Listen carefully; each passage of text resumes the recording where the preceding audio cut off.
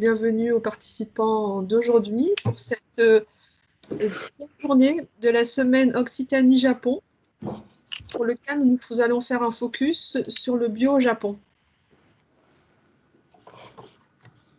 Alors, tout d'abord, quelques recommandations pour le bon déroulement du webinaire.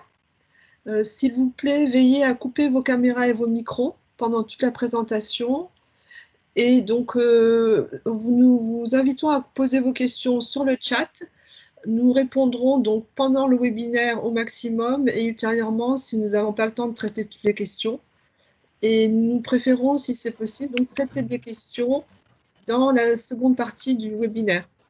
Oui, s'il vous plaît, si vous pouvez couper vos caméras pour ne pas troubler le déroulé du webinaire. Merci. Alors, je me présente pour ceux qui ne me connaissent pas. Je suis Soti Sam, chargée de mission export au sein du département agroalimentaire et je m'occupe plus spécifiquement de l'accompagnement des entreprises vers les pays d'Asie et l'Allemagne. Alors, quelle est la mission de l'agence ADOC? Notre mission, c'est d'accompagner les entreprises de toute filière, de tout secteur, tout au long de leur activité, de la vie de l'entreprise, et notamment pour nous au niveau de l'international et de la conquête des marchés. Nous nous appuyons sur 3 leviers, que ce soit donc au niveau régional, national ou international. Le levier 1, c'est ce que nous faisons aujourd'hui. Il s'agit de la sensibilisation et de la structuration de l'entreprise. Comme nous l'avons dit hier, l'année 2020 a été vraiment l'année du focus sur cet accompagnement-là, avec beaucoup de webinaires de présentation marché, pays, mais nous avons également accompagné beaucoup d'entreprises dans le cadre d'entretiens individuels, export, et des ateliers de sensibilisation à la diversification des circuits de distribution. Notre levier 2, c'est celui de la prospection des marchés. C'est vraiment notre cœur de métier. Accompagner les collectifs d'entreprises d'Occitanie sur des salons, sur des missions de prospection et également des showrooms.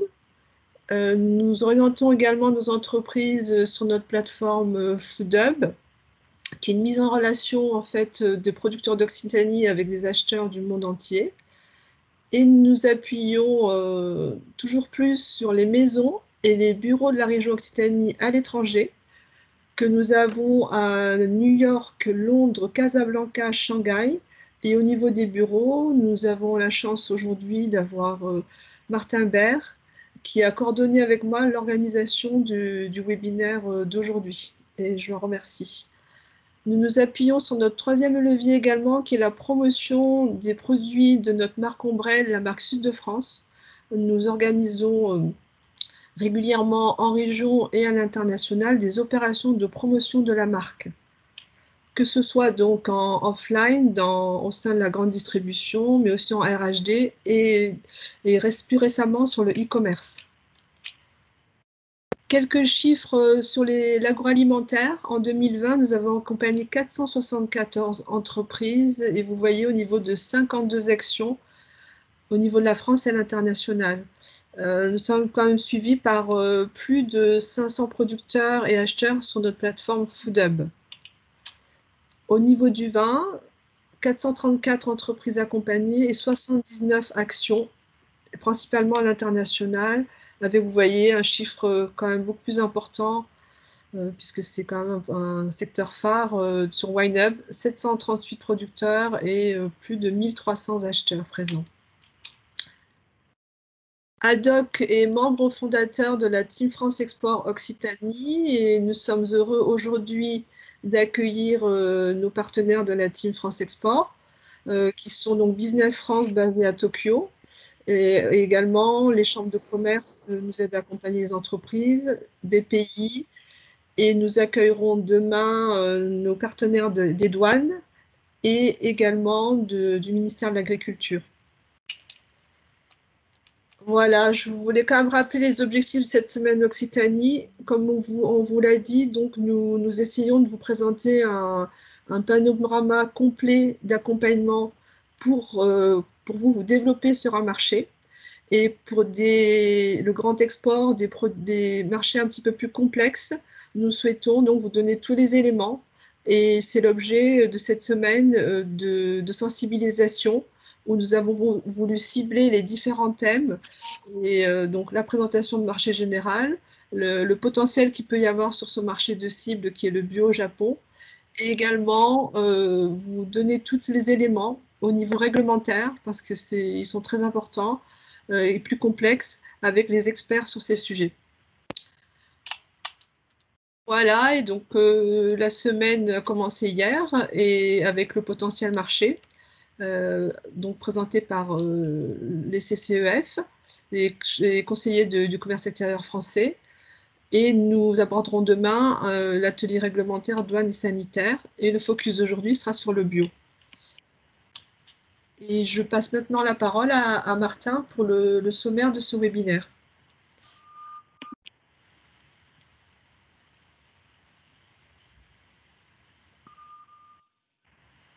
Martin, le micro est coupé. C'est mieux avec le micro. Donc, je te remercie, Sophie, pour l'introduction et je remercie donc de nouveau à tous les participants de se joindre à notre séminaire dédié au marché du bio au Japon et qui s'inscrit dans cette semaine dédiée au marché qu'est le Japon sur la partie agroalimentaire. Je remercie également les intervenants de se joindre à nous sur ce moment-là.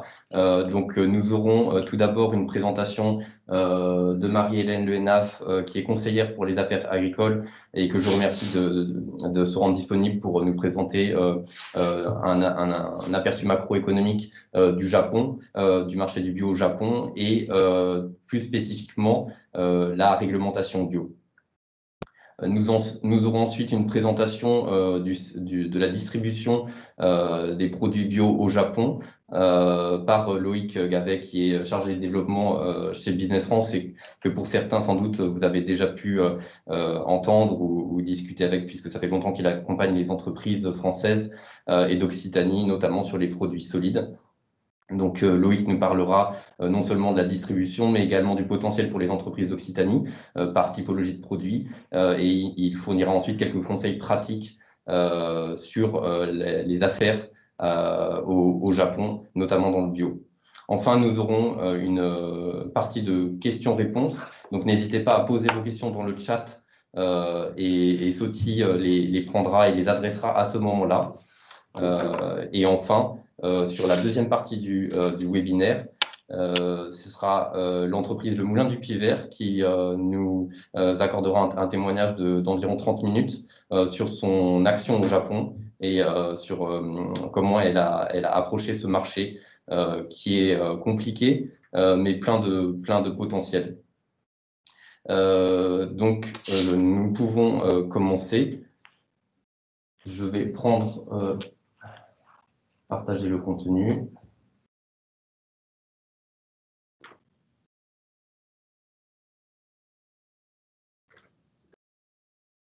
Voilà, et je donne la parole à Marie-Hélène Le Hénaf pour la présentation macro et la réglementation bio. Merci Martin.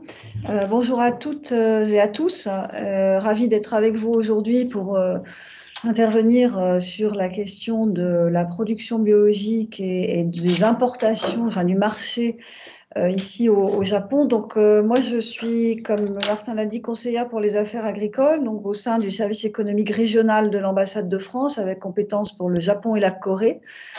Et mon rôle est double, d'abord d'aider les entreprises sur tout l'environnement réglementaire et régalien du commerce entre la France et le Japon, et aussi d'entretenir un dialogue politique avec les autorités japonaises qui nous aident dans l'accès au marché, et dans donc vos exportations. Alors, j'ai pas prévu de PowerPoint, donc par contre, une intervention en 3 points. D'abord, qu'est-ce que c'est que la production bio au Japon, pour vous éclairer un petit peu sur le contexte, qui éclaire aussi sur le contexte de la consommation, qui n'est pas aussi développée qu'en France, et on dira pourquoi. Et puis ensuite, on viendra à la question des exportations françaises vers le Japon et des réglementations assez particulières. Alors, premier point, la production bio au Japon. Alors, on est dans un pays où, contrairement à ce qu'on pourrait peut-être penser depuis la France, finalement, les questions qui sont aujourd'hui très présentes en France et en Europe sur la protection de l'environnement, la protection de la santé des consommateurs, l'origine des produits, les modes de production, le bien-être animal sont assez peu présentes ici dans ce pays, pourtant bien avancé sur beaucoup de points.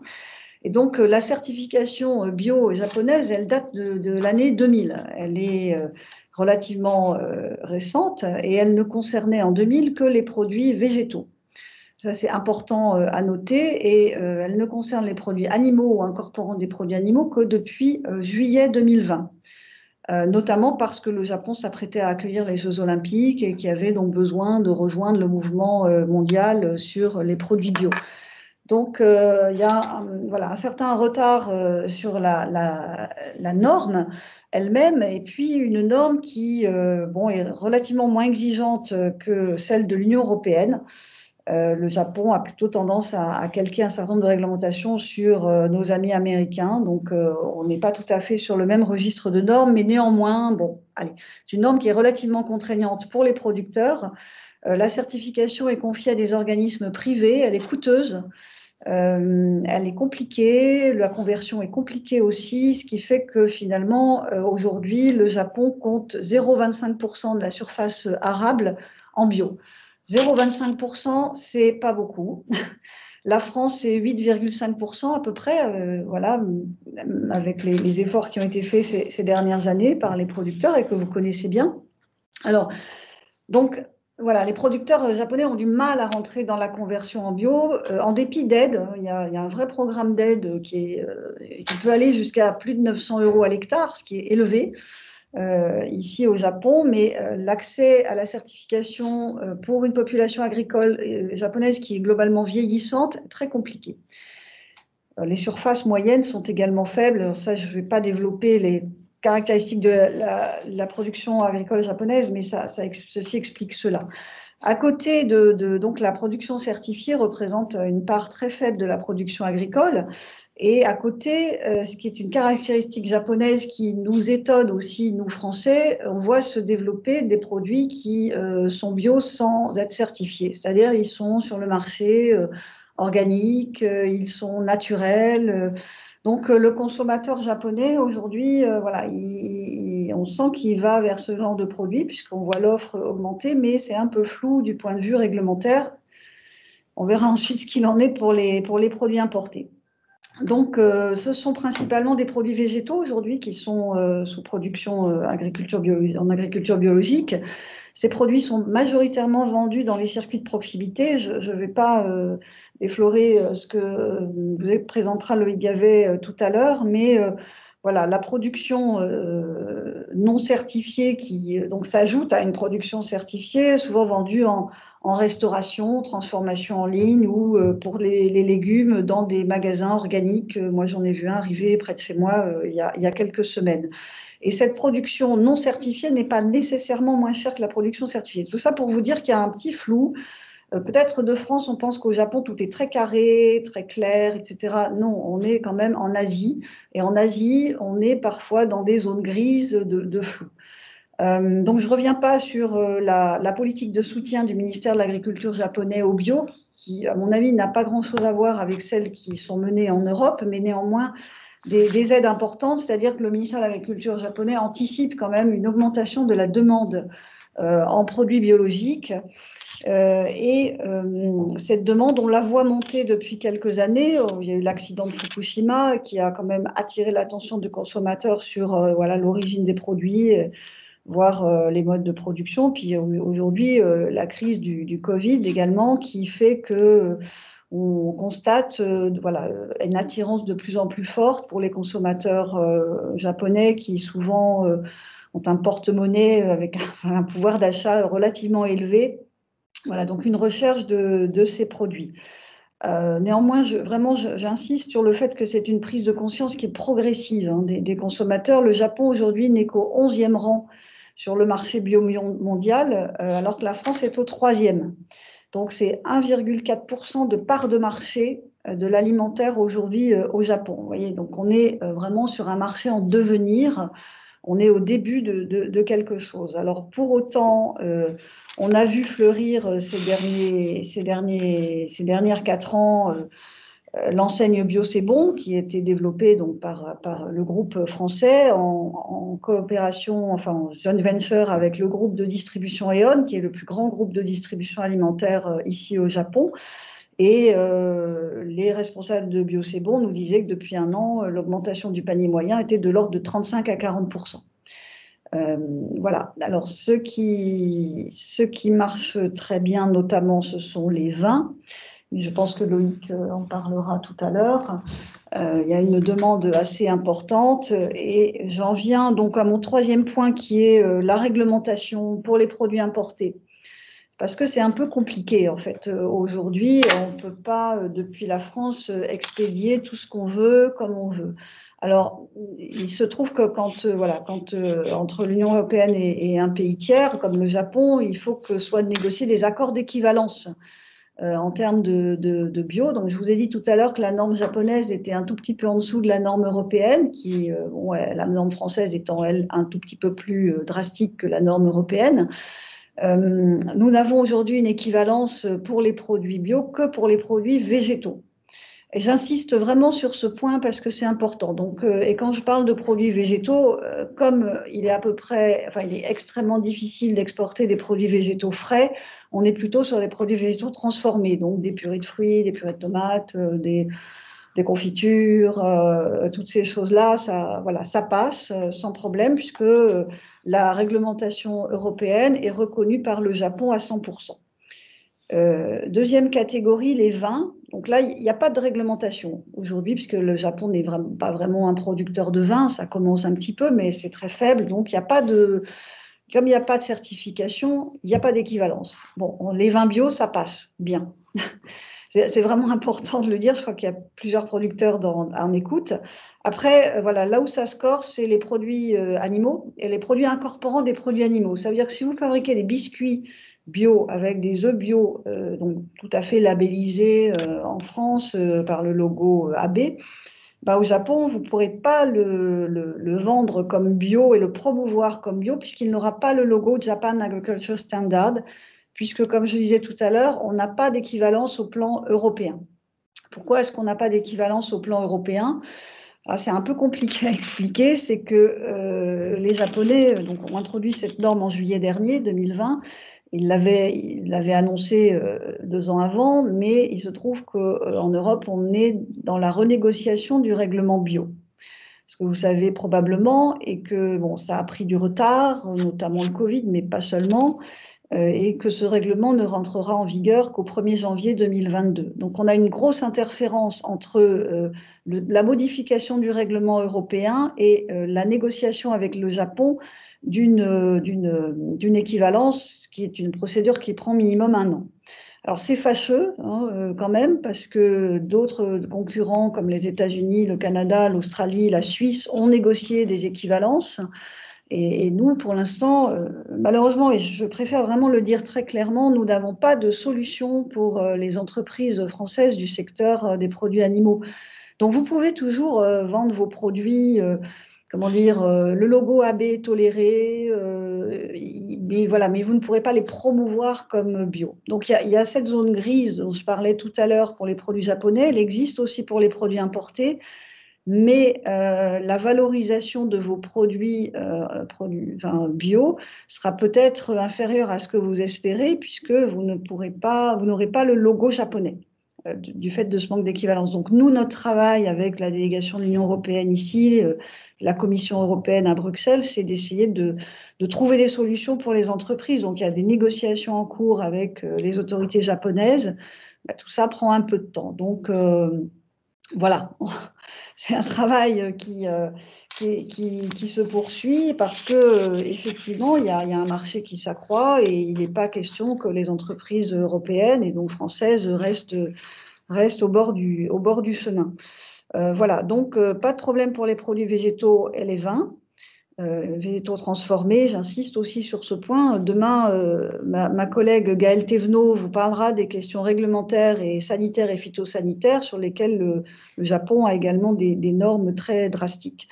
Voilà. Et pour les produits animaux ou incorporants, j'insiste aussi sur ce point des produits animaux. Aujourd'hui, on n'a pas l'équivalence, mais les produits peuvent quand même passer. Simplement, vous ne pourrez pas les promouvoir comme tels sur le marché japonais. Voilà ce que je voulais dire en résumé. Je serai bien sûr disponible pour répondre à vos questions tout à l'heure. Merci.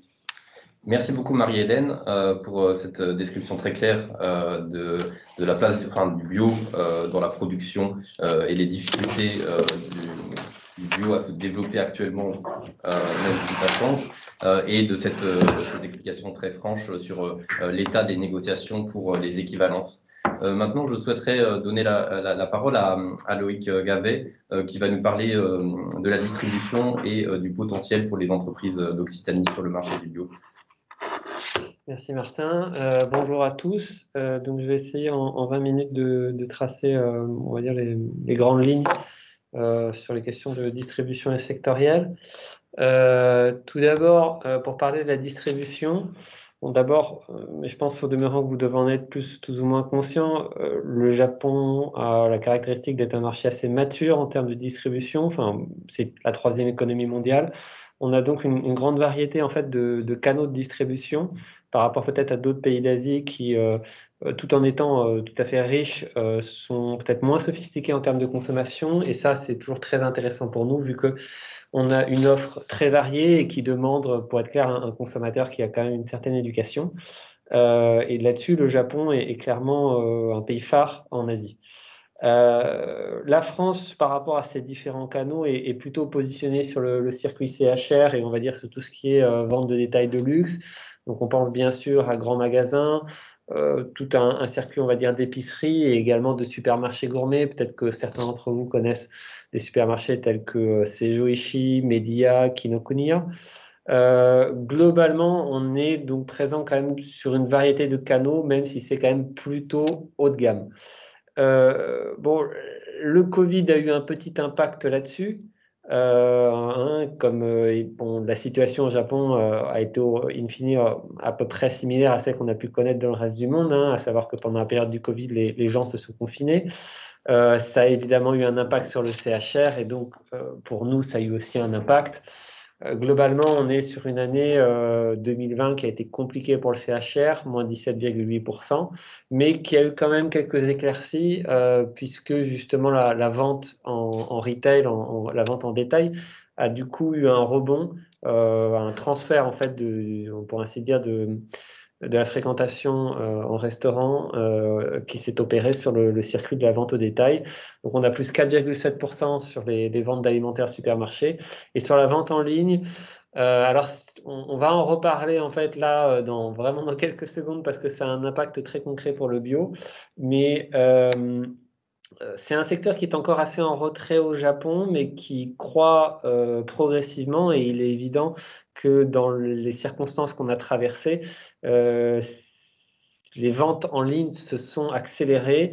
Rakuten, qui est le numéro 1 de la vente en ligne ici, a fait état d'une progression de ses ventes de 48% en avril. Pour le bilan de l'année, c'est encore un peu dur à calculer parce que, encore une fois, la vente en ligne est encore a besoin de gagner en maturité, mais j'ai vu des chiffres qui auraient fait état de plus 5% au global pour l'année 2021. Il est probable même que le chiffre est peut-être un peu plus élevé. Encore une fois, un acteur comme Rakuten, qui est numéro 1, pour la période d'avril, après il faut voir sur le reste de l'année, aurait fait état de plus 48%.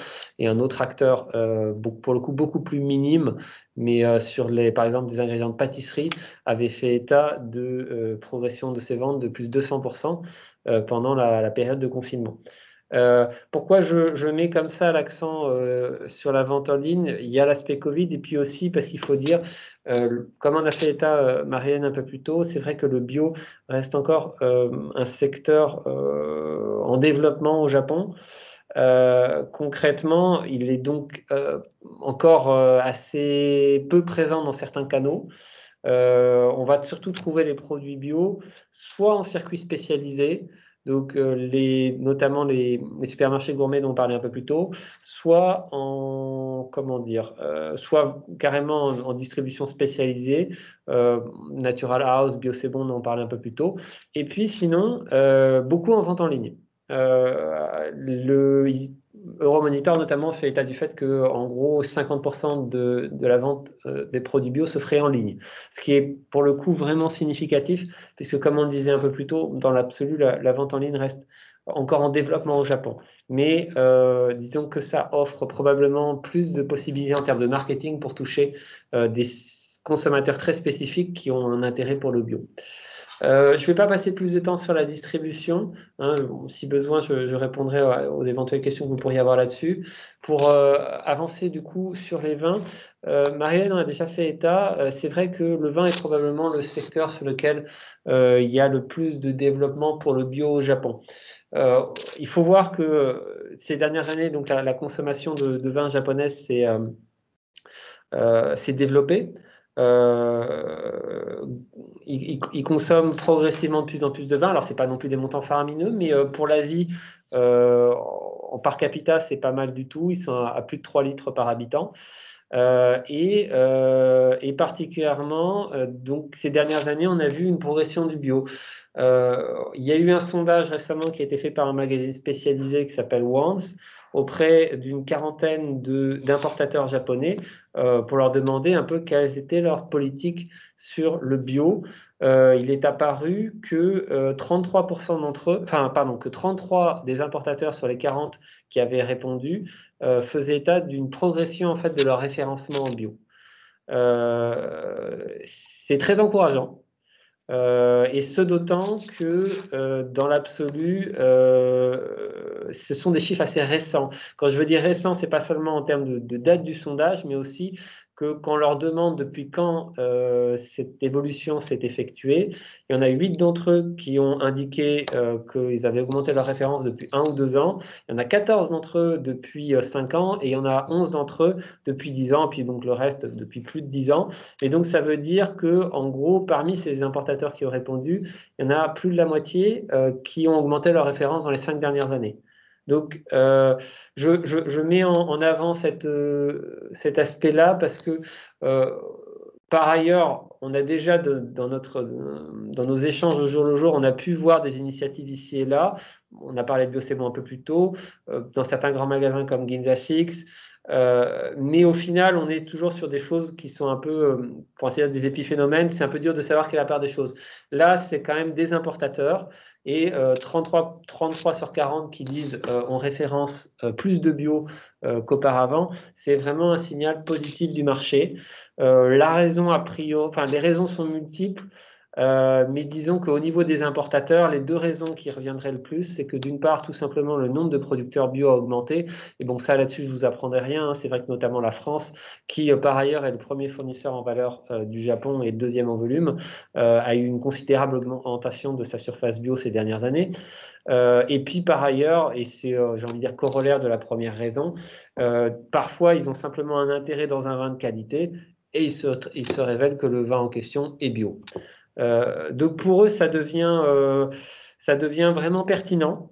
Alors, ils n'ont pas forcément, enfin, il n'y a pas de label bio du vin par ailleurs au Japon. Je pense que ça doit aider en ce sens que du coup, ils n'ont pas de question d'équivalence à se poser. Et dans le sondage, il y a certains importateurs qui clairement font état du fait que sur le fond, ça ne les intéresse pas forcément et qu'ils expliquent par eux-mêmes à leurs clients quelles sont les valeurs du vin.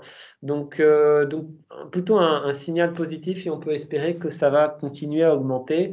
Pour l'anecdote, donc le vin bio le plus vendu au Japon s'appelle Konosul, c'est un vin du Chili. Et puis le vin français bio le plus vendu au Japon serait le vin Bellefleur des Domaines Case, qui, pour l'anecdote, est un vin du Pays d'Oc. Je vais passer à la partie produits laitiers. Alors, sur le laitier, là, pour le coup, on va vraiment être sur un produit sur lequel il y a une offre relativement peu présente. Hein. Je vous ai mis deux captures d'écran. Donc ça, il y a un beurre de baratte qu'on peut vendre, qu'on peut trouver chez Bio, c'est bon a priori. Et puis vous trouvez quelques feta également, quelques feta grecs en bio, un peu de parmesan, et puis c'est à peu près tout. C'est très limité, ce d'autant que, comme le disait Marie-Hélène un peu plus tôt, pour le coup, bon, il y a les Australiens et quelques pays qui ont l'équivalence, mais du point de vue de l'Europe, il n'y en a pas. Donc forcément, ça aide pas à la présence de l'offre bio en produits laitiers. J'ai envie de dire, le marché quand même de fond est très positif en ce sens que la consommation de fromage japonaise progresse d'année en année. Ça fait 58 qui battent leur record de consommation. Ils doivent être à 380 000 tonnes, je crois, en ce moment.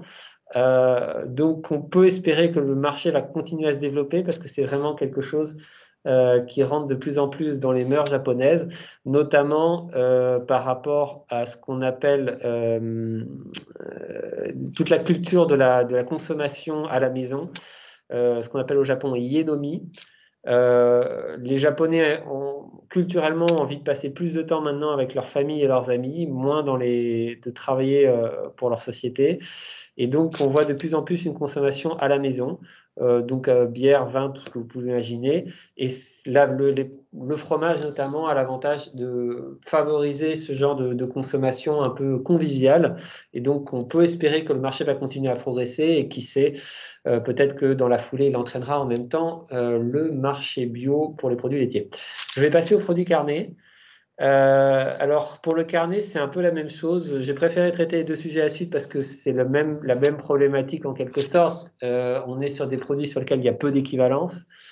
Je vous ai mis quelques captures à droite pour vous montrer un peu où se situe le débat. Alors, peut-être en préambule, ce qu'il faut avoir déjà en tête, c'est que globalement, le marché japonais consomme de plus en plus de viande. Il y a une image très forte en France du Japon comme un pays de produits de la mer, ça reste toujours vrai. Néanmoins, ça va bientôt faire maintenant 15 ans que la consommation de produits carnés a dépassé celle de produits de la mer. C'est notamment les premiers importateurs du monde en viande de porc. Et donc, voilà, il y a un vrai marché pour l'importation, notamment en porc et en bœuf. La France, notamment, réalise de très beaux scores ces dernières années sur le porc. On est plus en retrait sur le bœuf, mais bon, la réouverture est relativement récente, donc on peut espérer que ça va progresser. Simplement pour le bio spécifiquement, j'attire votre attention sur les photos de droite. Donc il s'agit respectivement d'une publicité pour du bœuf australien, de saucisses qui sont faites par un fabricant japonais et de bœuf australien.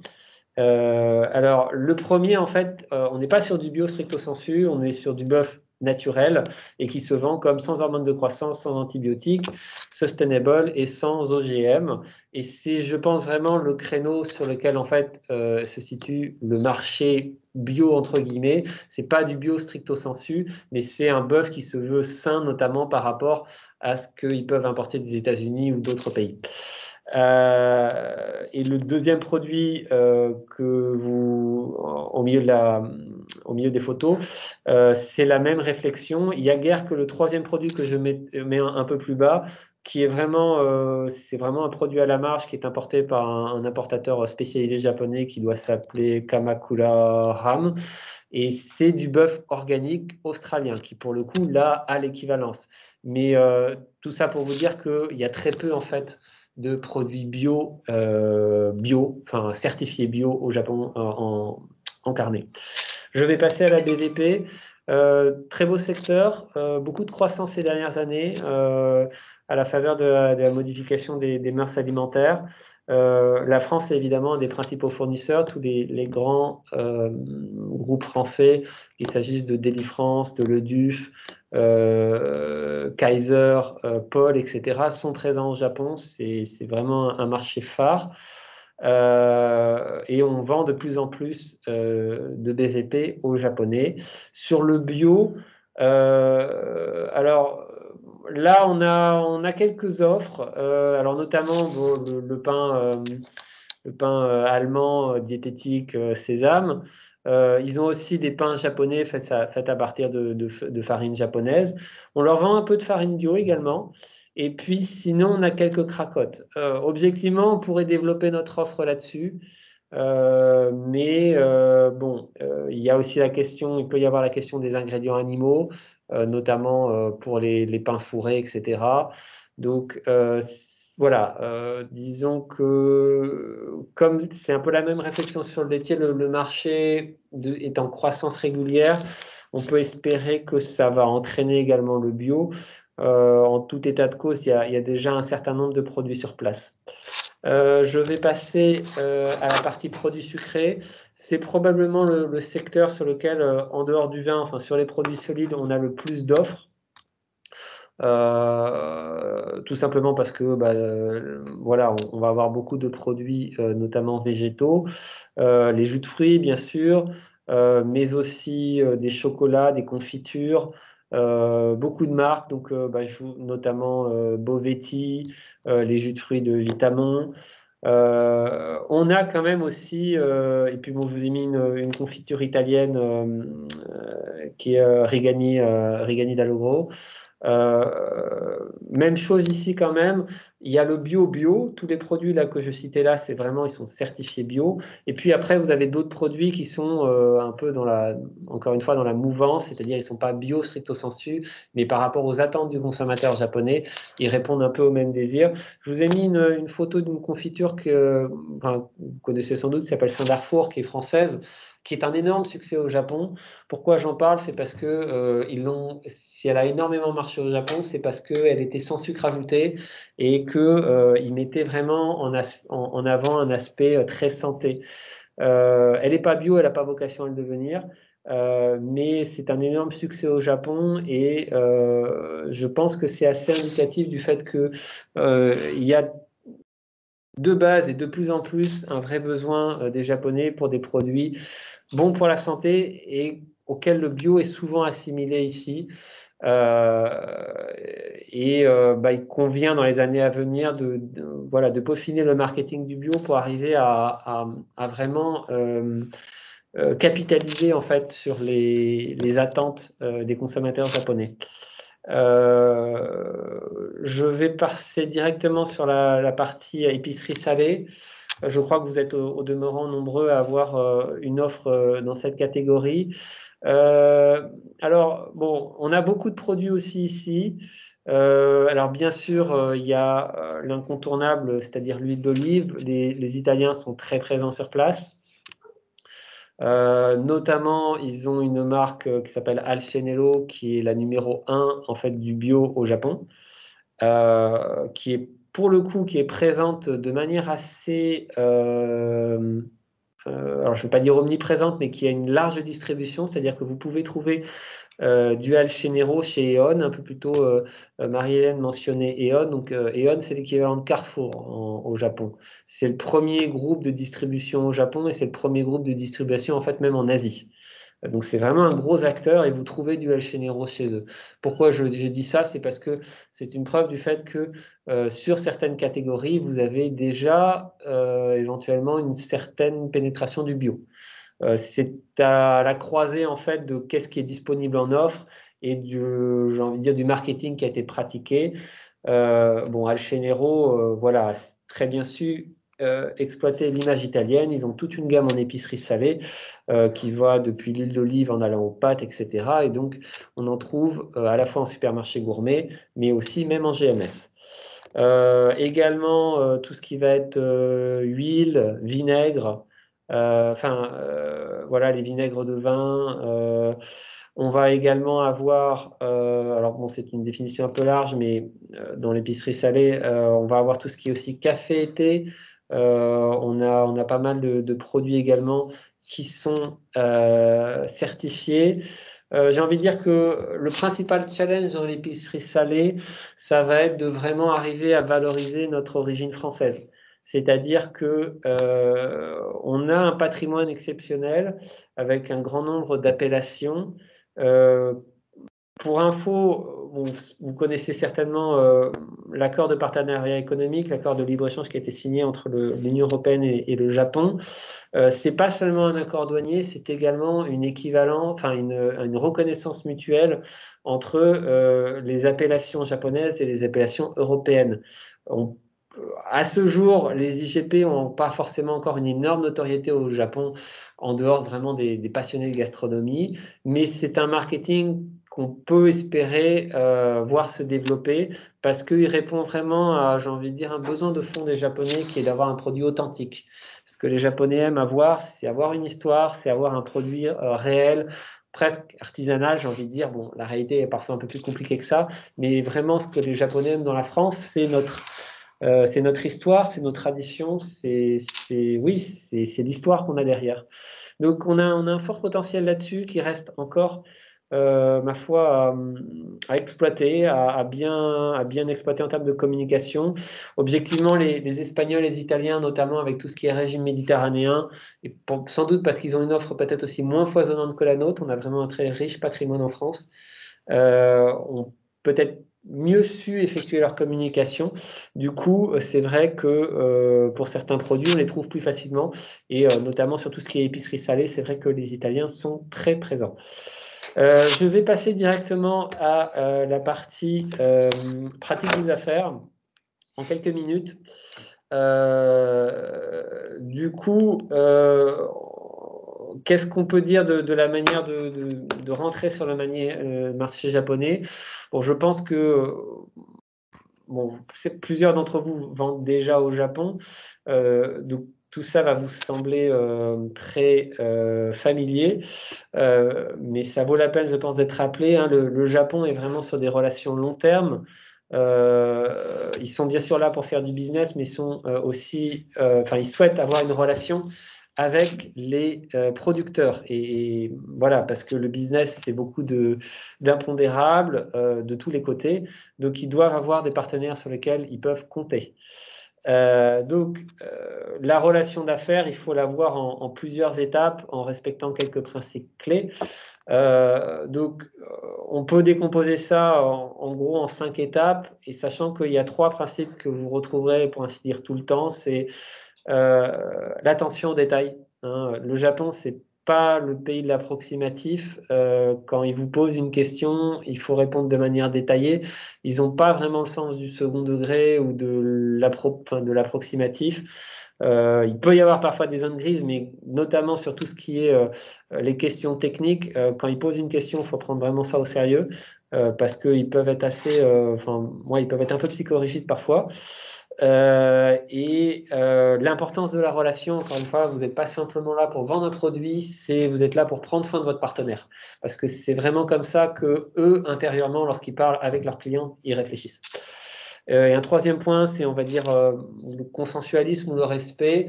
Bon, en tant que Français, je pense qu'on peut être assez direct, on peut se dire les choses franchement. Bon, la culture japonaise est un peu différente.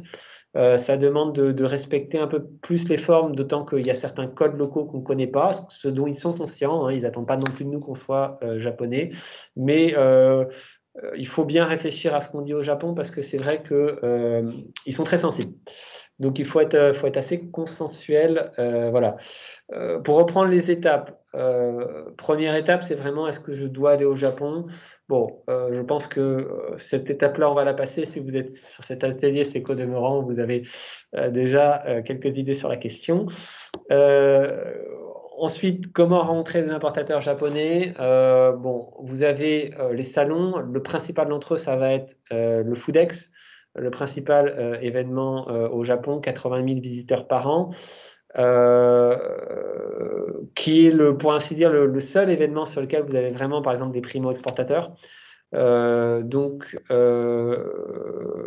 C'est vraiment l'événement de référence. Toutes les grandes nations européennes, enfin même tous les pays exportateurs au Japon, généralement, ont un pavillon sur le Foodex. La France elle-même en a un. Habituellement, c'est environ une 60aine d'exposants.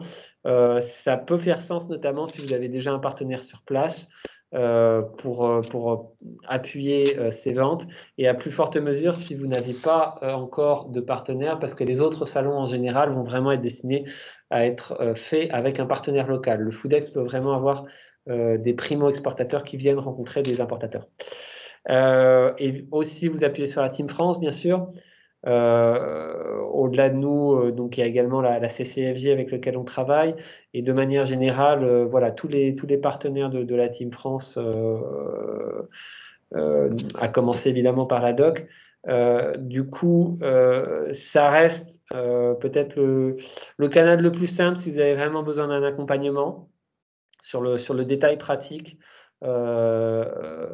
sur comment, si vous avez besoin d'un accompagnement réglementaire, si vous avez besoin également de conseils sur les sociétés. Disons que c'est une approche beaucoup plus didactique. Ensuite, c'est vraiment en fonction de votre sensibilité. Après, sur la négociation, ce qu'il faut avoir en tête, c'est que bon, la première impression, évidemment, va compter énormément. Donc, c'est important de respecter les principes que je vous disais un peu plus tôt. Ça sert à rien d'affirmer qu'on est le meilleur. Je dis ça parce que, encore une fois, je suis intimement convaincu que la France a un patrimoine exceptionnel d'un point de vue gastronomique et qu'aucun autre pays au monde n'a d'équivalent.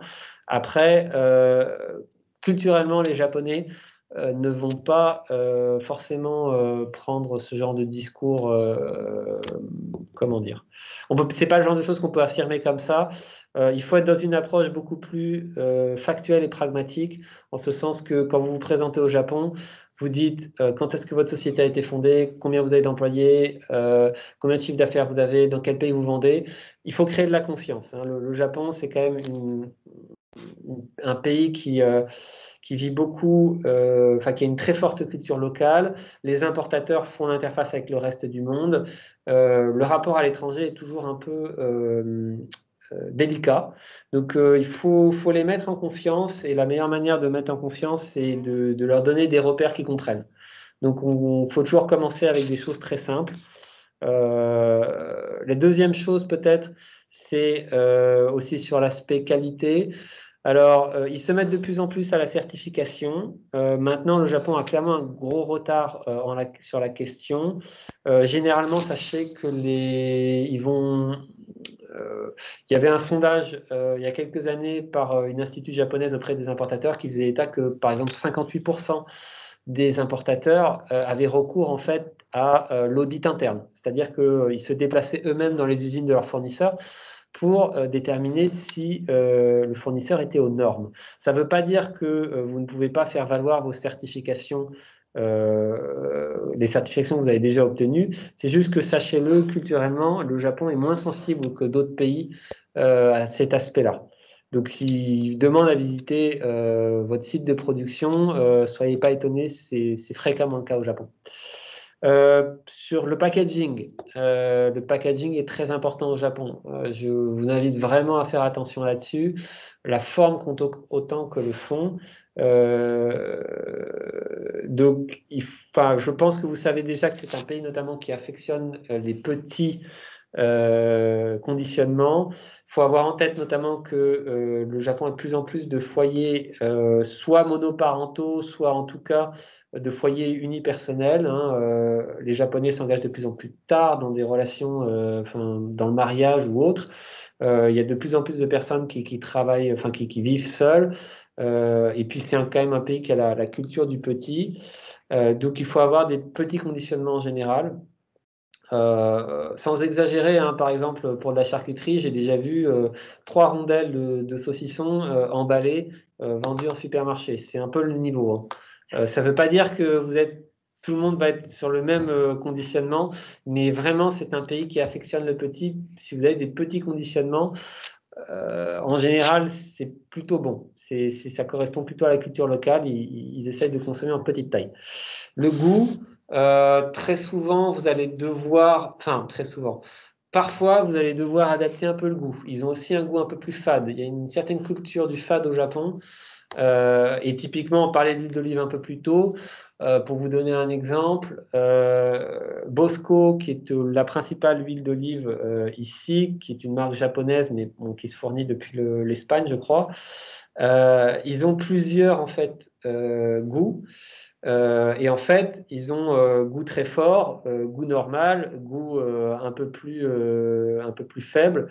Et en fait, même ces goûts-là, ils ont déjà été affadis parce que les Japonais ont sont très sensibles. Donc, faut éviter les produits trop salés, trop sucrés, trop forts. Sur la charcuterie, par exemple, c'est souvent un problème qu'on a. Les Japonais nous disent qu'on a une offre qui est très salée pour eux. Voilà à peu près pour les points concernant l'offre produit. Peut-être encore quelques mots sur le choix du partenaire et le partenariat, très rapidement. Sachez, voilà, il y a une grande variété d'importateurs au Japon. Maintenant, ils ont généralement un business model bien arrêté. Donc, il est important de bien comprendre comment ils travaillent. Parce qu'en gros, ils ne vont pas changer leur business model pour vous.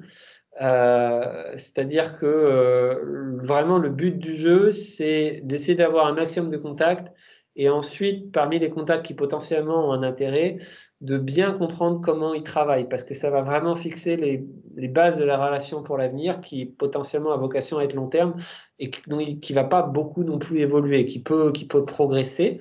Il y a de très belles success stories au Japon, mais il faut vraiment bien comprendre comment ils travaillent, sur quel réseau, comment ils vont marketer votre produit, poser un maximum de questions. Ça, c'est le genre de choses au demeurant qui montrera que vous avez un intérêt sur qui ils sont et qui ne peut être pris que positivement. Après, ils peuvent choisir de vous répondre ou non, mais ils ne peuvent pas s'offusquer du fait que vous souhaitez comprendre comment ils voient votre produit. Ça prouve au contraire que vous voulez vraiment avoir un partenariat avec eux. Donc vraiment, faites très attention à cette étape. Le but n'est pas de vendre forcément là tout de suite au premier venu. Le but est surtout de comprendre avec qui vous allez travailler. Et donc, on en arrive au partenariat. Encore une fois, vous êtes sur une relation long terme. Il va y avoir des déboires. Ça fait partie un peu, j'ai presque envie de dire, ça fait partie du jeu. C'est essentiel de communiquer régulièrement. Je vous invite fortement à venir au moins une fois au Japon, juste pour prendre la température.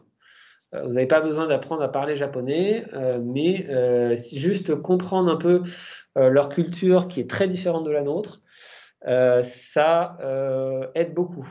Et puis c'est aussi une marque de votre part du fait, encore une fois, en termes de respect, que vous accordez de l'importance à votre relation. Et de manière générale, essayez de faire des échanges assez fréquents. Et lorsque vous avez des questions, répondez-y de manière sérieuse et rapide. C'est pour ça que c'est important dans la mesure du possible d'avoir quelqu'un vraiment qui s'occupe de l'export parce que parfois ça peut demander beaucoup d'échanges parce qu'ils sont très voilà, ils aiment bien la technique, ils aiment bien les détails et lorsqu'ils vous posent des questions, parfois vous pouvez être assez étonné de la longueur des questions et du nombre d'entre elles. C'est leur manière de gérer les difficultés et il faut surtout ne pas prendre ça à la légère parce que pour eux, culturellement, c'est très important. Voilà à peu près les grandes dimensions. Je ne vais pas passer plus de temps. Si vous avez des questions, je reste à votre disposition. Merci Loïc, merci beaucoup pour cette présentation des produits. Je pense qu'il y aura beaucoup de questions et puis sur la pratique des affaires, c'est rassurant de voir que ça recoupe les conseils qui ont été aussi prodigués hier. Donc je vois que tout le monde a la même analyse. Sans perdre de temps, je repasse la parole à Sophie. Oui, merci beaucoup à tous pour cette présentation très intéressante.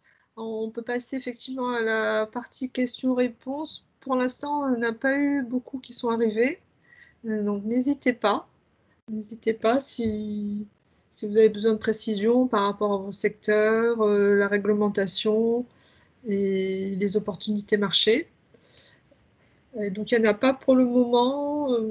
Pour garder le fil et le rythme, bon, on traitera peut-être après. On va peut-être passer du coup à la partie du témoignage. Donc pour compléter cette présentation, nous avons souhaité donc inviter Madame Mélanie de Souza du Moulin du Pivert. Alors, excusez-moi, je crois qu'on a perdu mon partage d'écran. J'y reviens. Voilà. Donc Madame Mélanie de Souza qui est Export Manager, responsable export au sein de la société du Moulin du Pivert, qui est référencée auprès de Bio C'est Bon Japon. Donc nous avons la chance de l'accueillir aujourd'hui. Et donc Mélanie, je vous passe la parole pour la présentation de votre témoignage. Merci. Oui, Sophie, merci. Alors bonjour à tous, merci pour cette présentation. Donc effectivement, je fais partie de la société Le Moulin du Pivert. Pour vous décrire rapidement ce que l'on fait, donc on est basé en Aveyron, à La Fouillade, plus précisément à côté de Villefranche de Rouergue. Donc on est une biscuiterie artisanale, 100% biologique. On existe depuis un peu plus de 30 ans. Nous sommes leaders en France aujourd'hui en GSS, donc en circuit spécialisé bio, dans la catégorie biscuits. On est présent uniquement sur ce type de distribution. Ça a été un parti pris fait par la société en France et chose qu'on essaye de reproduire au maximum à l'export aussi. Aujourd'hui, l'export représente une vingtaine de pays pour nous, dont le Japon. Voilà, donc on fabrique des biscuits, mais aussi des produits de panification, donc c'est-à-dire biscottes, petits pains grillés, avec de nombreuses gammes différentes. Aujourd'hui, on a plusieurs labels, dont le label Bio ED. On est très pointilleux sur la qualité des matières premières. On travaille avec des ingrédients issus de l'agriculture biologique française au maximum.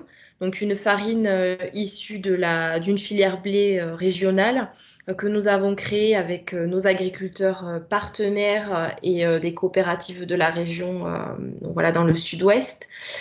Et pour tout ce qui est ingrédients exotiques, on travaille avec le commerce équitable et l'agriculture biologique également. Donc bien sûr, nos biscuits sont sans huile de palme, sans œufs, et la plupart sont véganes. Je dirais 2 tiers à peu près de nos produits. Et bien sûr, pas d'arôme ni conservateur artificiel. Donc 100% naturel. En France, et même à l'export, on est une marque qui est plutôt premium, voire très premium dans certains pays. Et pourquoi j'insistais sur cet aspect qualitatif de notre marque, c'est finalement ce qui a aussi séduit Bio C'est Bon au Japon, qui les a attirés. Ils sont très exigeants sur la partie qualitative. Et répondaient bien à leur marché, à leur stratégie, car les magasins Bio C'est Bon au Japon sont situés dans des quartiers plutôt luxueux où le pouvoir d'achat est important. La cible est plutôt CSP++, du style artistes tels que des musiciens, des acteurs, enfin voilà, des personnes qui ont de l'influence.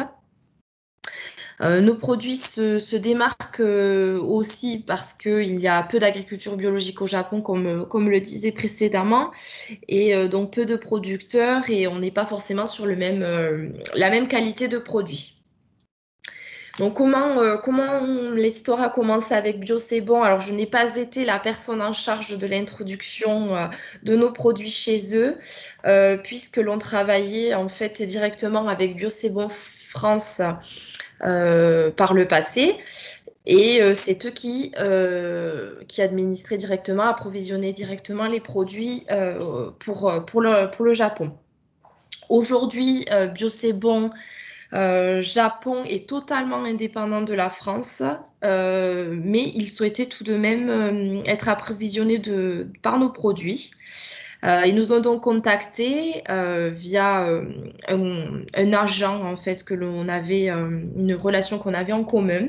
Donc ça a juste été de la mise en relation. Aujourd'hui, on est présent dans tous leurs magasins. Donc ils en comptaient 21 jusqu'en janvier, et notre marque est même leader dans la catégorie biscuits. Donc ils ont aussi un projet de se lancer dans une activité d'importation grossiste B2B au Japon, et éventuellement de devenir notre distributeur au Japon. Donc voilà, c'est quelque chose que l'on va aborder d'ici sous peu en fonction des résultats, et puis éventuellement de leur stratégie et de leurs objectifs. Donc il faut savoir qu'au Japon, en termes de distribution, les agents sont également très présents, puisqu'il est rare de passer en direct avec les marques. Par le passé, on avait déjà fait de l'export là-bas, et on travaillait avec un agent. Mais voilà, dans ce cas concret, ça a seulement été de la mise en relation. Donc le bio n'est pas développé comme en France ou en Europe, car il n'était pas vraiment reconnu jusque-là. Cela commence à se développer et ça peut aller très vite. C'est ce que l'on voit notamment avec Bio C'est Bon et leur expansion et notamment le développement de leurs magasins. Il faut savoir aussi qu'ils s'appuient énormément sur le digital et sur les réseaux sociaux pour divulguer les marques, donc même la nôtre, et pour faire parler du bio au Japon. Donc ça rejoint aussi la cible qui était initialement présentée. Si je pouvais faire un petit aparté sur la partie exigences réglementaires et douanières, donc alors là c'est pareil, on a eu la chance que ce soit géré directement par Bio C'est Bon, qui s'est occupé de toute la partie enregistrement, la partie bio également. Donc je sais qu'il existe des modalités puisqu'on vous en avait parlé précédemment, mais voilà, on n'a pas eu vraiment à traiter le sujet, si ce n'est à répondre à leurs questions. Concernant les modalités douanières, il en est de même. Pour nous, il est simplement question de remplir les fiches techniques très détaillées de façon à ce qu'eux puissent gérer en direct avec les douanes japonaises. Pour cela, il faut aussi penser éventuellement à établir un accord de confidentialité. Enfin, nous, c'était primordial puisque on leur a communiqué des informations très précises quant à nos biscuits, quant à la recette, au processus de fabrication, etc.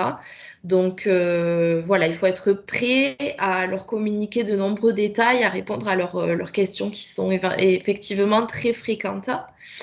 Et ensuite, pour le reste des modalités douanières, on s'est aussi facilité la vie parce que on reste une PME, donc on ne gère pas forcément la partie logistique hors de nos frontières ou alors seulement sur les pays frontaliers avec la France.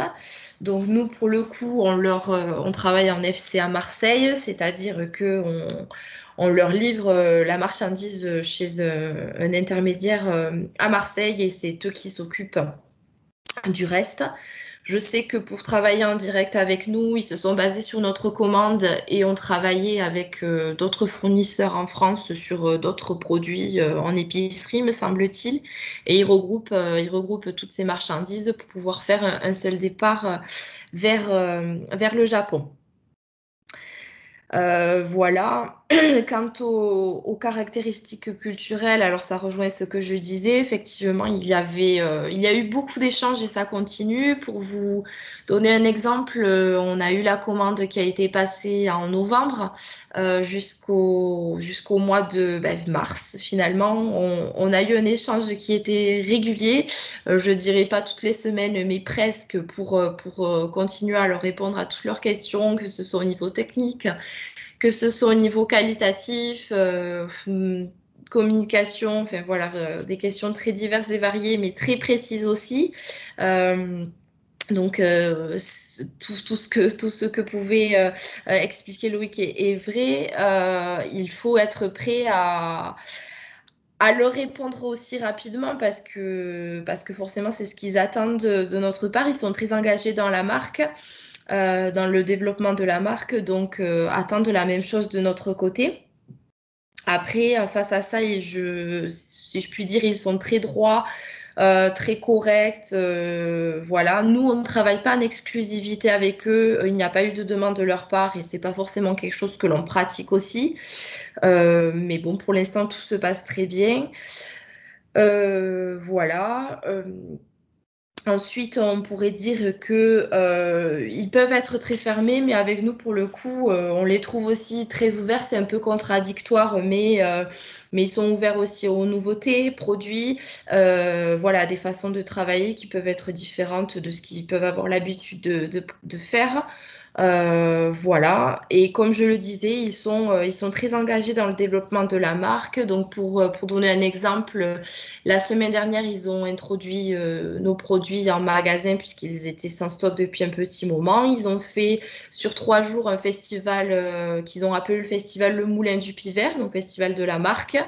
Donc pour vous donner un exemple, on travaille avec Biocoop en France, c'est même pas quelque chose qui se fait culturellement ici. Donc, on est plutôt très, très satisfait. On a eu une publication dans le magazine Cosmopolitan au Japon. Donc, c'est aussi c'est un super aspect, enfin, voilà, on peut en retirer de nombreuses choses au niveau marketing et communication, d'autant plus pour eux. Donc, voilà, ils se mettent vraiment à fond dans la marque et y croient absolument.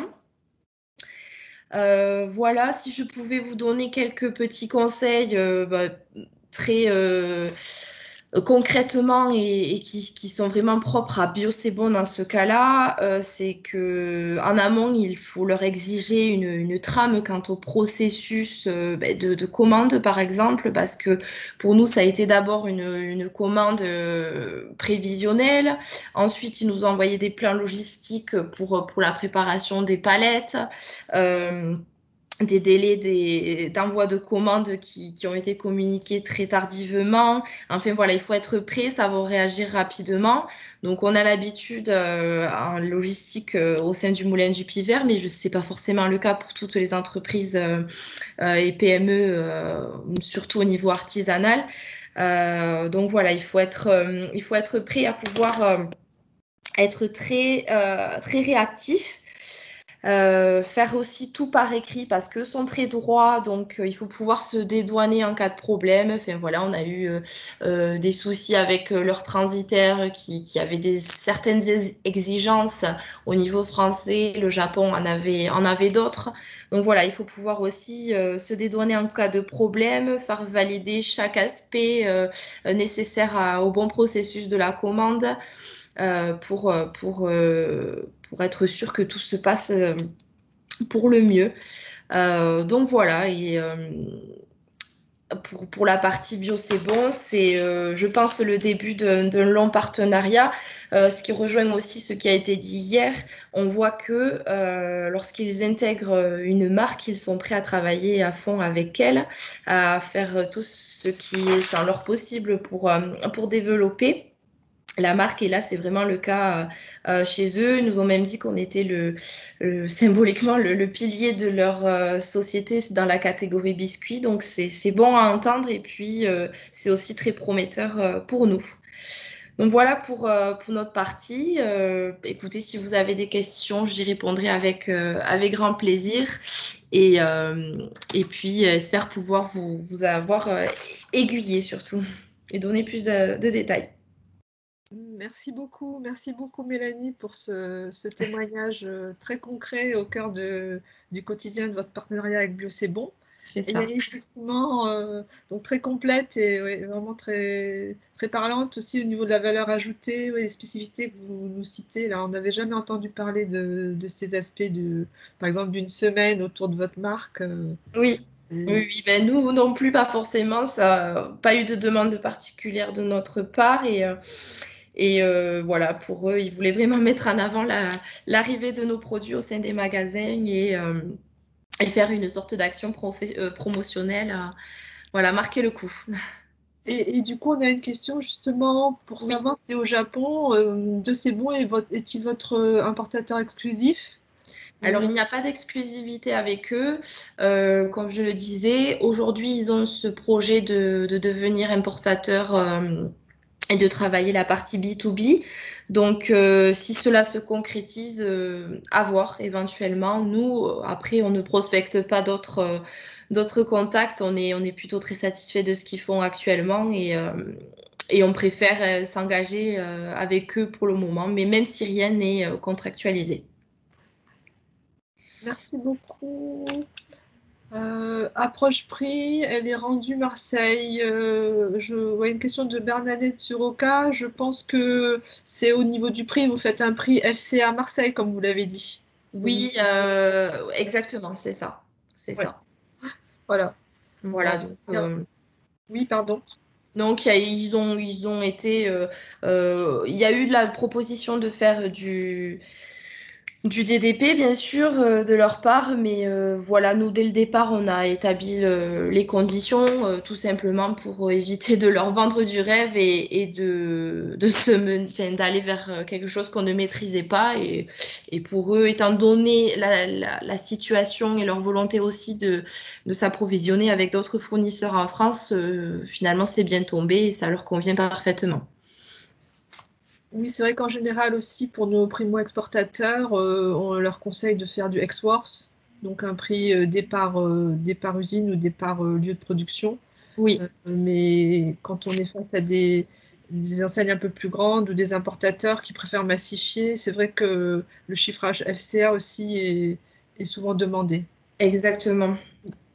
Exactement. Oui. Et puis, il ne faut pas hésiter, ils ont les capacités, même s'ils sont au Japon, ils ont enfin, faisant partie du groupe ION, ils ont des capacités logistiques et travaillent avec de nombreuses entreprises. Donc voilà, il ne faut pas hésiter à leur dire non et les laisser maîtriser la chose.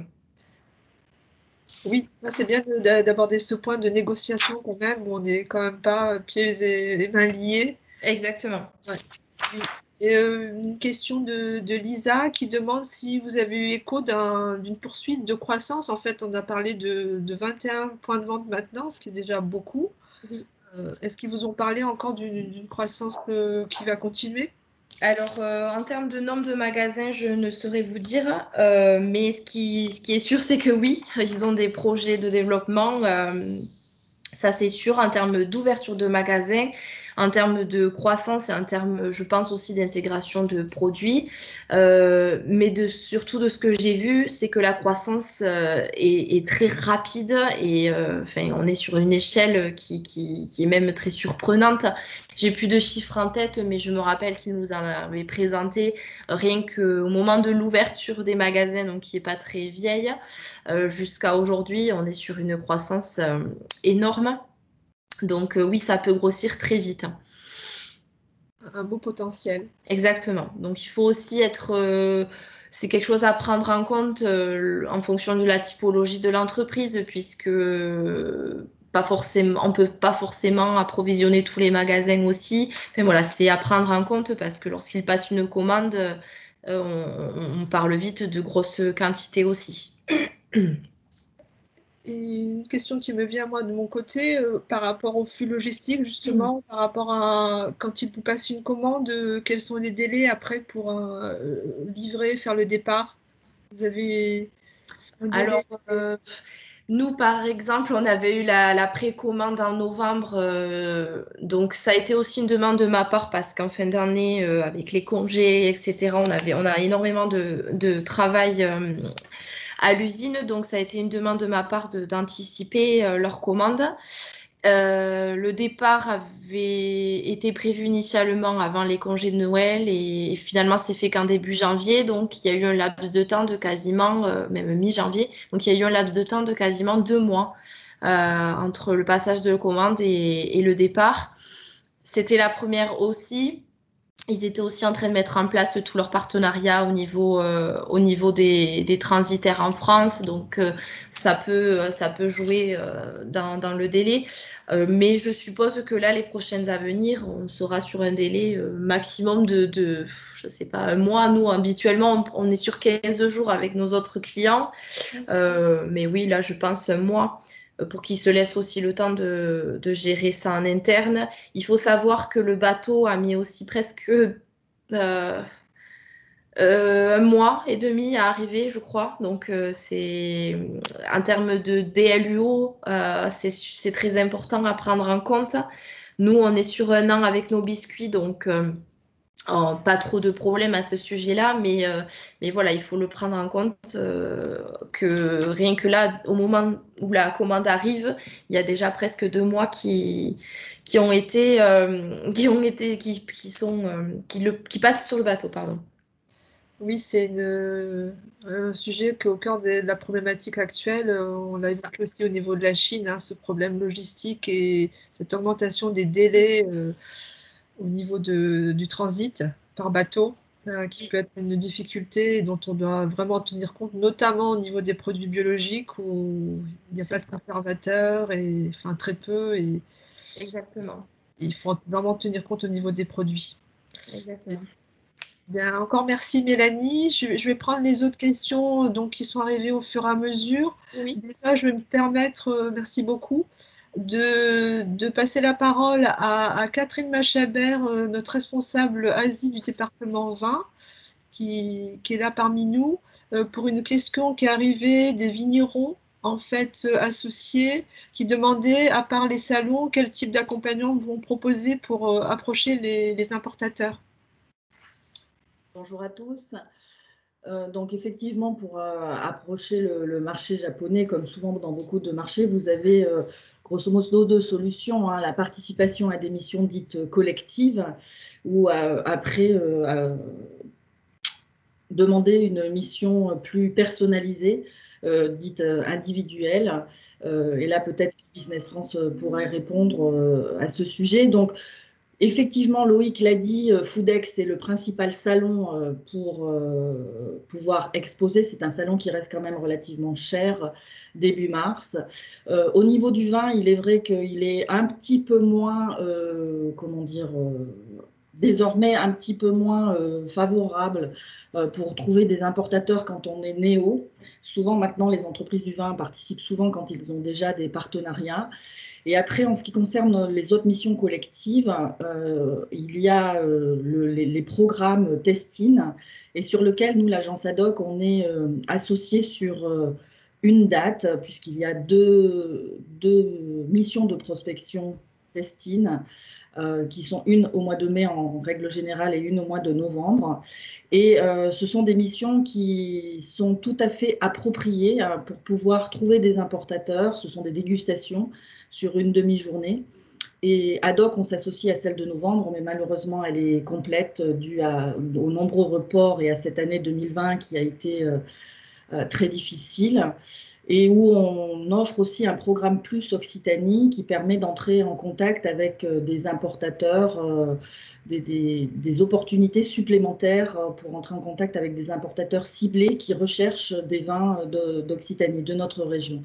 Donc, il n'y a pas de secret pour trouver des importateurs. Il faut, à mon sens, se déplacer au Japon, bien entendu, et peut-être préférentiellement sur une mission collective qui permet d'aborder disons, un nombre important d'importateurs qui vont être vraiment là pour se sourcer en vin français, dans un premier temps, mais aussi avec une grande visibilité sur les vins d'Occitanie. Merci beaucoup Catherine. On a eu d'autres questions, du coup par rapport au conditionnement dont parlait Loïc. Par exemple, un conditionnement, Loïc, pour vous, pour les confitures. Quel type de contenant? Et également une question pour le vin. Est-ce que les conditionnements donc plus réduits sont aussi valables pour le vin, des plus petites bouteilles? Donc confiture. Oui, alors, pour prendre dans l'ordre, pour commencer par la confiture, on va revenir à ce que je disais au tout début sur la distribution. Il y a une grande variété de canaux au Japon. Et c'était pas un. Comment dire? Si j'ai posé cette base-là, c'est parce que c'est une réalité vraiment capitale du marché japonais. C'est que on dit le marché japonais, mais on devrait dire les marchés japonais. Il y a vraiment des marchés très différents. Et typiquement, ça a un impact sur la taille des contenants. Donc, si on parle de confiture, vous pouvez trouver du 40 grammes en confiture au Japon, sans trop de difficultés, des petits assortiments de confiture. Vous trouvez aussi, enfin, vous trouvez pas mal de 170 grammes. Mais vous pouvez aussi trouver sur de la private brand, comme on dit, enfin c'est de la MDD quoi. Sur de la MDD chez On, vous avez du 780 grammes. Donc si vous vendez dans un grand magasin une confiture très haut de gamme, en particulier des assortiments dont les Japonais les Japonais apprécient, voilà, il va y avoir peut-être pas mal de petits formats type 40 grammes. Si vous vendez en grande distribution, bah là, pour le coup, on va être vraiment sur des formats, ça va pas être à l'américaine, mais voilà, ça va être d'une taille beaucoup plus importante, facilement du 380 et encore une fois, jusqu'à plus de 800 parfois. Mais je dirais probablement peut-être le format le plus standard, peut-être aux alentours de 170, entre 170 et 300. Donc ça, c'est pour la confiture. Pour le vin, le 750 est format standard. Après, la demi-bouteille est un marché ma foi, qui existe. Et c'est vrai qu'à la faveur du Covid, il y a eu une demande pour les demi-bouteilles, voire même des formats encore plus réduits, qui s'est développé à la faveur du fait que on avait plus de consommation individuelle, pas forcément d'ailleurs individuelle en tant que pour une consommation personnelle, mais pour éviter justement l'échange de bouteilles, etc. Il y a un certain nombre de fabricants qui ont vraiment mis en avant des petits contenants pour que voilà, il n'y ait pas d'échange. Je pense notamment à alors bon, je vais prendre un exemple un peu caricatural, mais Moët et Chandon, ils ont fait des mini Moët parce que bon, le Japon est un très gros marché ici. C'est le 3e marché mondial pour le champagne. Ils utilisent beaucoup de champagne pour tous les événements. Sauf qu'évidemment, dans le contexte actuel, les événements, il y en a quand même beaucoup moins. Et il y a beaucoup de consommation en fait qui s'est fait dans des grands endroits à l'air libre et où on a apporté en fait sa propre bouteille. Voilà, ça c'est dans ce cadre-là notamment que Moët & Chandon a lancé ses mini Moët et il les a même vendus, je crois, en distributeur à un moment. Il y avait des distributeurs de mini Moët. Mais au-delà de ça, et donc c'était du 200 millilitres. Au-delà de ça, globalement, il y a eu une poussée pour les demi-bouteilles et des petits formats à la faveur du Covid. Merci Loïc. Nous avons une dernière question, donc par rapport, alors une question qui vient d'arriver sur les conditionnements, donc on va continuer dessus. Quel est le positionnement avec les conditionnements recyclables? Est-ce qu'il y a cette sensibilité Je crois que Marie-Hélène en a parlé un peu plus tôt. C'est vrai que les Japonais, je pense, ont peut-être un train, voire quelques trains de retard sur les questions environnementales. Enfin, c'est pas pour qu'il n'y ait pas qu'il y ait pas de malentendu, c'est pas qu'ils s'en préoccupent pas. En un sens, les Japonais sont peut-être parmi une des cultures qui s'en préoccupent le plus, mais ça se traduit pas forcément de la même manière. C'est-à-dire que notamment ils sont très attachés à tout ce qui est comment dire tri des déchets. Si vous voulez vous mettre les Japonais d'un immeuble à dos, vous vous trompez dans la manière dont vous rangez les déchets et vous aurez un problème en une semaine. Je prends encore une fois une anecdote parce que en fin de compte ça traduit souvent au mieux les différences de culture. C'est juste que culturellement, les questions d'empreinte carbone, voilà, c'est des choses qui jusqu'ici n'existaient pas vraiment au Japon. Maintenant, il y a maintenant un peu plus d'1 an de ça, je crois, ils ont enfin mis une taxe. Enfin, les sacs en plastique sont devenus payants. Je prends cet exemple-là parce que pour la France, ça ferait sourire. Ça fait un moment qu'on a dépassé ces questions-là. Mais c'est juste que quand ils l'ont fait d'un coup. Et c'est très japonais, c'est-à-dire qu'ils mettent très longtemps à prendre une décision parce qu'il faut que tout le monde se mette d'accord. Encore une fois, c'est une société très consensuelle. Par contre, une fois qu'ils ont pris une décision, alors là, par contre, ils avancent d'un seul homme. Donc, pour le moment, très honnêtement, non, ils ne sont pas très sensibles aux questions comparativement à la France et à l'Europe, ils ne sont pas très sensibles aux questions de conditionnement recyclable. Je pense qu'on y arrivera progressivement. C'est juste qu'il faut que l'idée fasse son chemin. C'est quand même un pays qui, pour être clair, fait une consommation absolument délirante de plastique. J'ai eu des échanges avec des cuisiniers qui étaient effarés de quand ils recevaient leurs marchandises, le nombre en fait d'emballages qu'ils avaient besoin de jeter.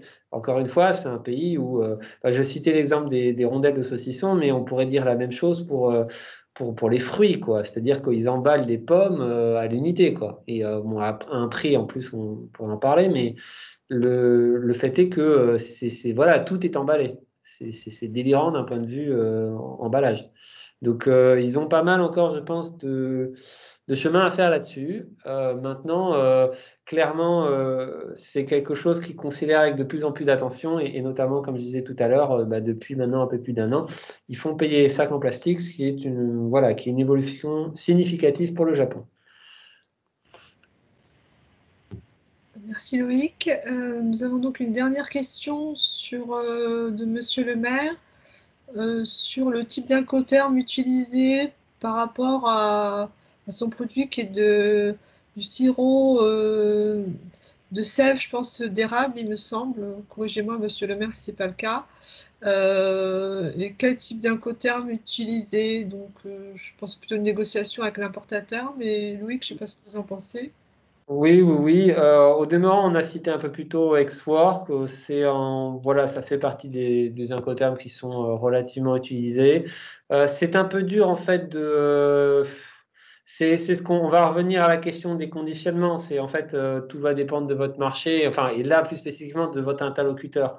Nous, dans les échanges avec les importateurs, on donne en général des tarifs Xwork. Je connais des importateurs, notamment E.ON, il me semble, doit raisonner en FOB, en FOB. Et puis, vous avez, enfin voilà, après, certains importateurs ont des préférences. C'est essentiellement, je pense, notamment une question de quelles sont les assurances qu'ils ont. De façon à voir comment le transfert des risques s'effectue. Donc c'est un peu dur de répondre. Il faut tout simplement poser la question à l'importateur et l'importateur dit dans quel incoterm il veut traiter. Et également, je complète, Monsieur le maire, donc il s'agit effectivement de sirop d'érable bio haut de gamme. Également en région, je vous invite à contacter également nos partenaires de la Team France Export Occitanie de la Chambre de commerce, parce que ce sont vraiment les spécialistes et les experts en ces questions. Ils proposent également des formations sur les incoterms. Voilà, merci. S'il n'y a pas plus de questions, s'il y a une dernière question, n'hésitez pas. Donc on a quand même remis aujourd'hui le plan d'action puisqu'on a beaucoup reparlé de e-commerce et des différentes actions. J'en profite pour dire qu'effectivement le Foodex, nous projetons quand même pour 2022. Normalement, si tout redevient à la normale, nous étions positionnés en fait pour cette année et l'espace France n'a pas été créé et nous n'avons pas participé.